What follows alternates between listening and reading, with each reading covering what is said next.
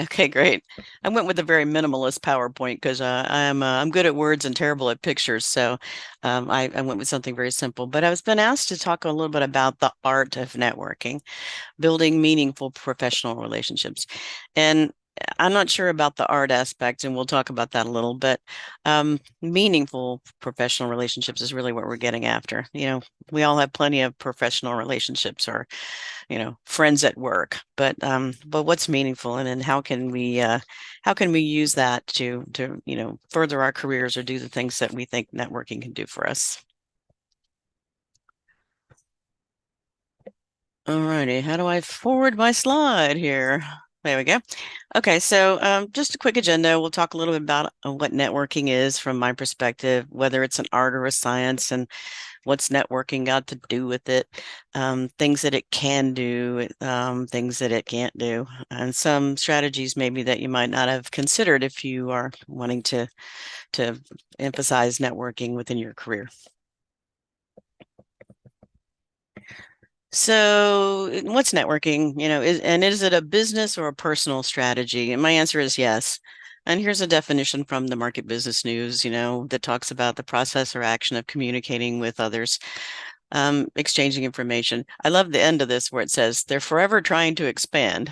Well, I guess if you're in the business world, you're constantly trying to expand your connections, perhaps because what you do for a living is to try to make money.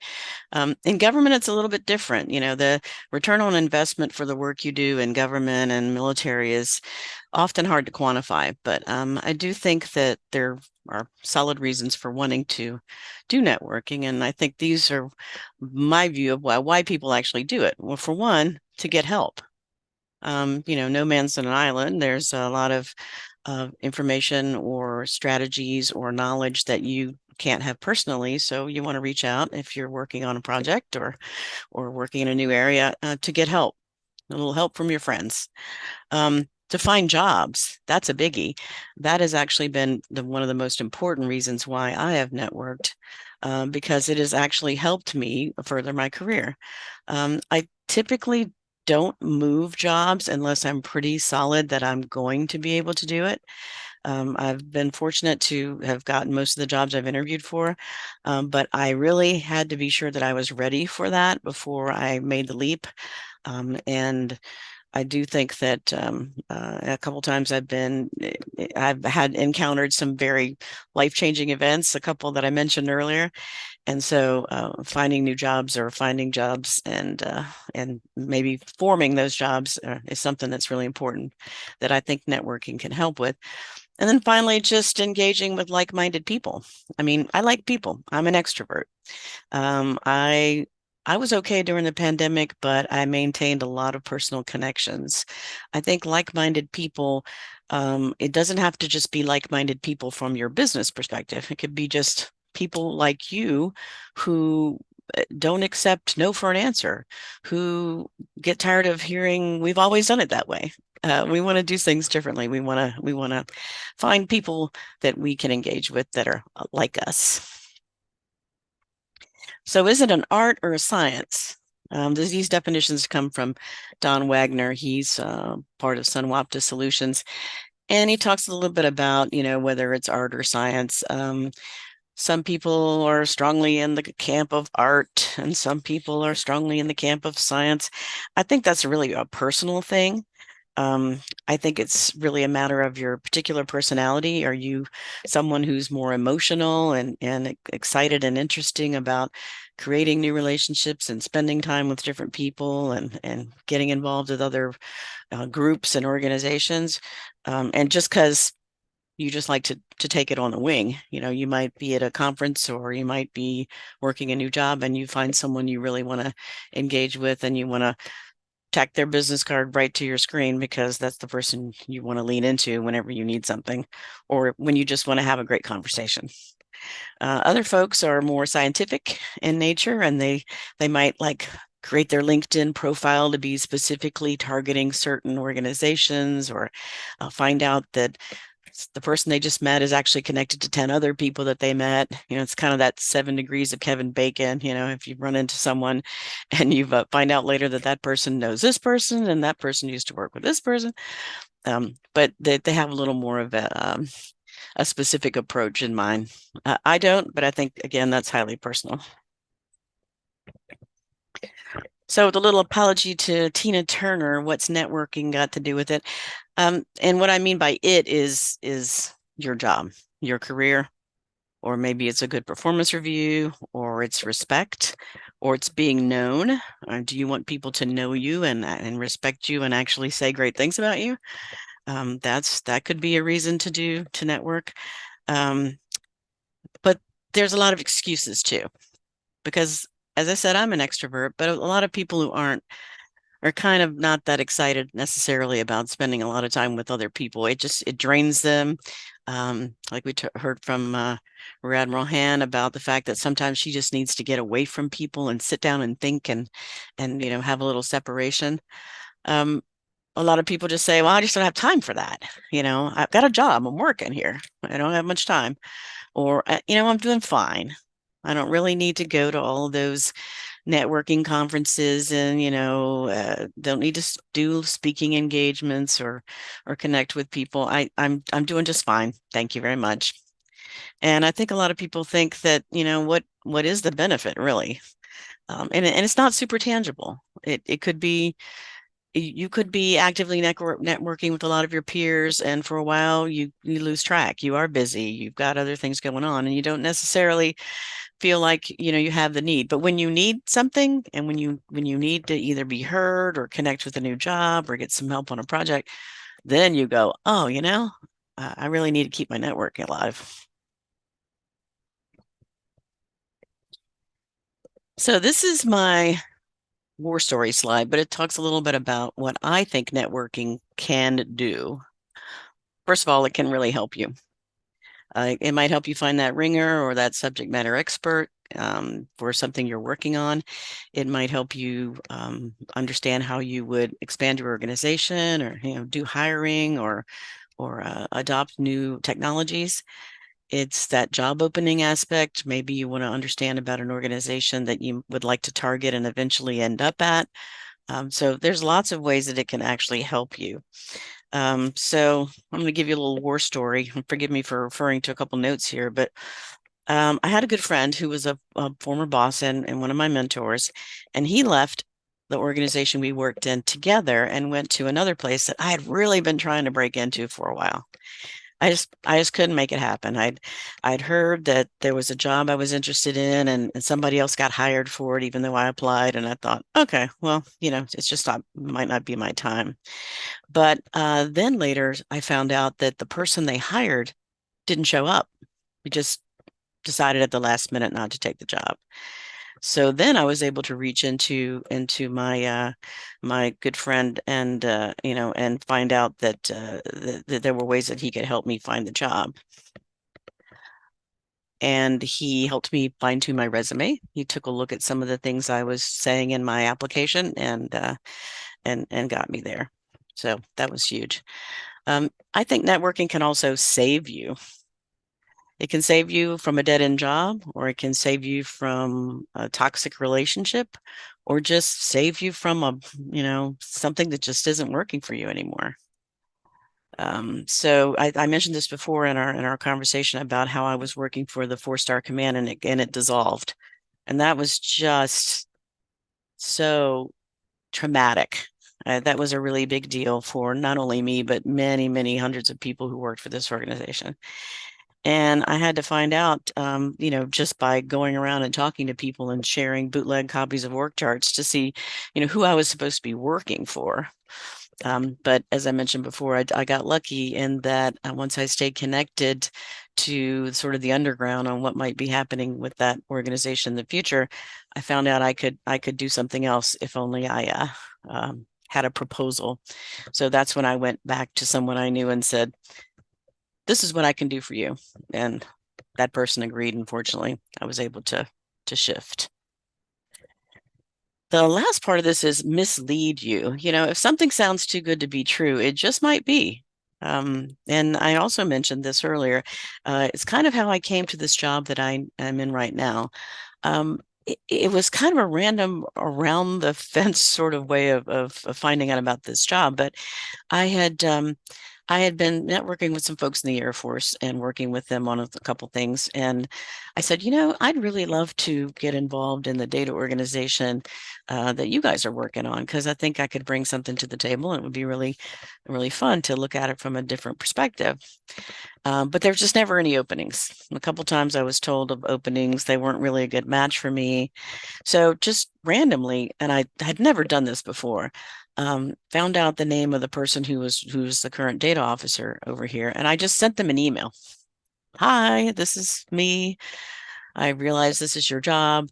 I'm very interested in working for the Air Force before my career ends, and I'm just curious if you know of any opportunities. I'd appreciate you just letting me know. And he was very responsive and said, sure, that'd be great. And then lo and behold, a few months goes by and I get a message from this person saying, hey, we're looking to hire. And I said, oh, well, that's very interesting. And at the same time, my boss in my current job invited a bunch of senior people from that organization over to our building to have some conversations. So I'm walking down the hall and I ran into some people that worked for the Air Force, and my boss said, "Hey, you need to meet this person, and here's another person you need to meet." And I was pretty grateful. And then after the meeting, I was approached by one of the folks who said, uh, "You know, did you apply for this job opening?" And I said, "Well, yeah, I did, but I never heard back. So I figured, it just wasn't a right fit." And he goes, "Well, that's interesting because I am actually one of the people who is on the hiring panel, and I would love to go back and see, like, you know, was your resume submitted? Was it something I needed to relook?" Well, the long story short is he did, and that's what ended up propelling me into the job. Well, that all sounded really great and like the best luck of my life until I showed up. And I think that I've already shared a little bit that when I showed up, there was a underlying challenge going on in that organization for this particular job. And in my opening interviews with a lot of different parts of the staff, I was immediately told by very senior people, "Oh, guess what? That person's leaving. We're getting rid of them. You're going to take over," which was pretty amazing. So I just it's been a challenge. I've just had to step back and take some of the advice that we talked about earlier. Be patient, be humble, seek help. Don't think you have to do it all at once. Be resilient. Keep your inner strength. If it's exercise, if it's your faith, those things are important to me. Just keep it up. But just be aware if you're out there networking and you meet someone and you think everything sounds perfect. Well, it just might not be. That still doesn't mean you shouldn't do it, but just be aware. And then the last one, I thought about this a lot. I think it can even hurt you, believe it or not, because the more that people know you, this is my premise, the more likely you could become a potential target. And that sounds really kind of, you know, scary, and that you think, well, am I being paranoid? Should I just fly under the radar and just shut up and color and do my job? Or because once I get out there and I find lots more people working in my field, then sometimes people will not appreciate what I'm doing and might even try to come up with a different plan to get in my way or to step all over me. And actually, sadly, this has happened. This has happened a couple times in my career, where I was fully connected with some people within the organization, and I took on a new project, and the people involved said, "Oh, this is a contracting matter, and I need you to go find out if we have done certain provisional authorities or waivers to make sure we can hire some very well-placed people. Can you find that out?"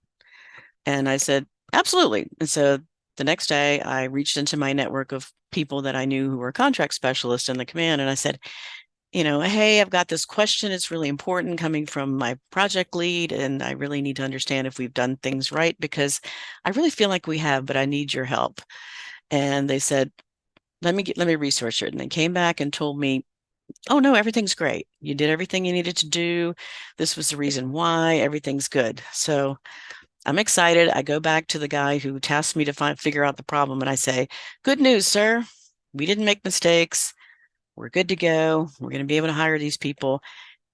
And lo and behold, an email had crossed in time, which basically was a direct order from him telling me not to talk to that person. Do not contact the people in contracting to ask this question. And so I thought, well, he can't possibly be mad at me. I can say I'm sorry. Maybe I didn't quite follow his direction because I didn't see his direction. I was off solving the problem. And um, the end of the story is that that became a very contentious thing. He was convinced that I was, not following the chain of command, that I was grandstanding, trying to do things that he didn't ask me to do. And he really did try to damage my career. Fortunately, through some personnel folks helping me out, I was able to escape any negative impacts to my career because technically he wasn't my rater. But that's the kind of thing where I feel like, knowing people is really great and working with people is really great.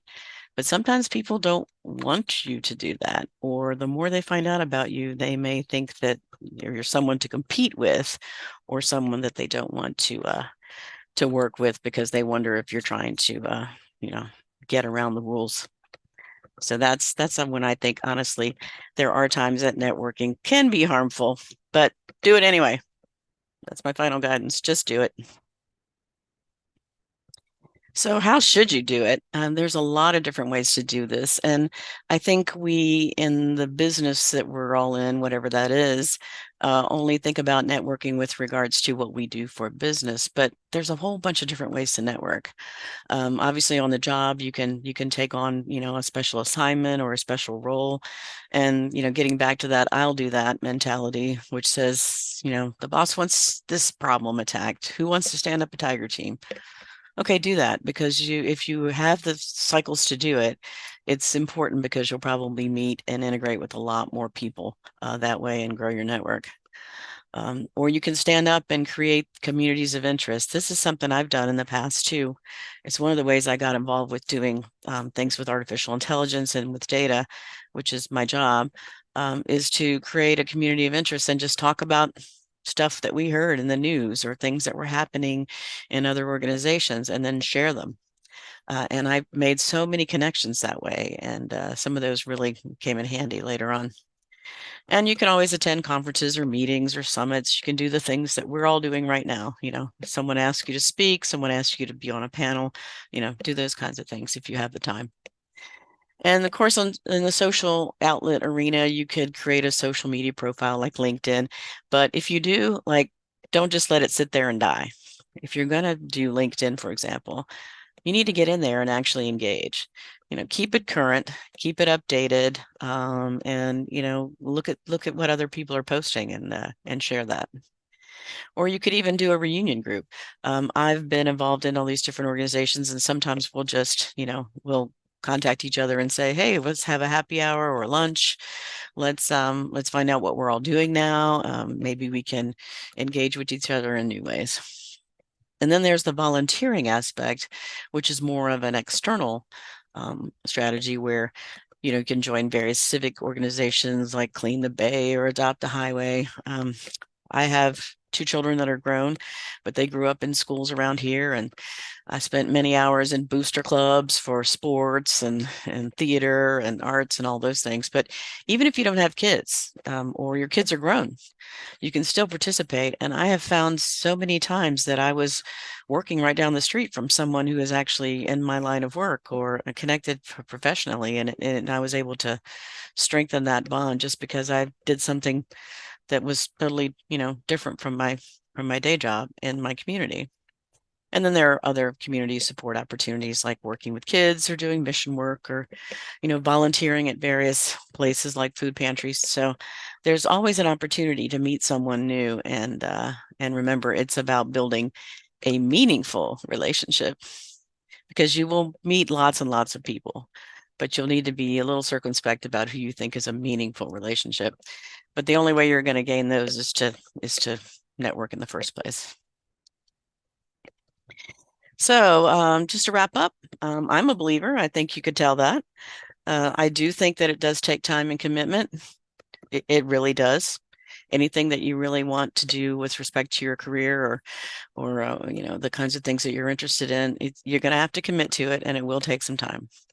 But don't wait until you need it, because you may have just lapsed and all of a sudden those relationships have changed and the waters have changed and suddenly you're thinking that you needed to link up with some of your former colleagues and you can't find them anymore, or they're doing different things. So those relationships can get stale and they can even expire. So don't forget that.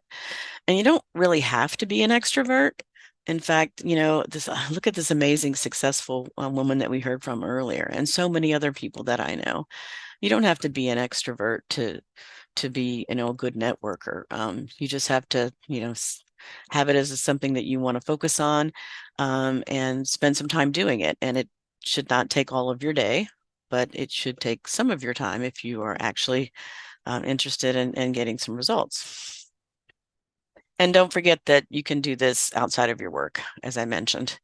Sometimes those are the best kinds of connections you can make, because they are not only specific to subject areas, but you're meeting people who are in your community and are interested in things more than just your day-to-day job time together. So thank you for taking the time to listen to me today. And if there's some questions that I can attempt to answer, please, over to you. Okay, thank you so much for that wonderful presentation. And yes, we received a few questions. Our first was just a comment from Cora, who says, I still volunteer for my kids' sport, although they are now in college. It's nice to meet new people and provide what I've learned. So yeah, thank you, Cora. So we'll go to our next question from Bibi, and she says, any creative ideas for networking? When I lived in DC, I would go to University of Georgia game watch parties. Yeah, I didn't mention that, but that is actually a good way to do it. I know my alma mater, which is James Madison, has a lot of sports related opportunities for doing watch parties or, going to games together. But there's also the professional societies, maybe from your academic background. I know that I've gotten involved with, doing some of these kinds of conferences and following some of the work that was done at my alma mater in the poli-sci arena, which was my major when I was in undergrad school. Um, I think that it's a little bit personal in that how you prefer to do it, but I think there's just opportunities galore. And I would just say if you get invited to participate in something like what we're doing today, a lot of people say, "Oh, I'm just not comfortable talking to people," or I get bored sitting at luncheons all day. There are lots of other things you can get involved, even in activities on here at Langley. Since I work for the military, there's a lot of military and civilian people in my organization.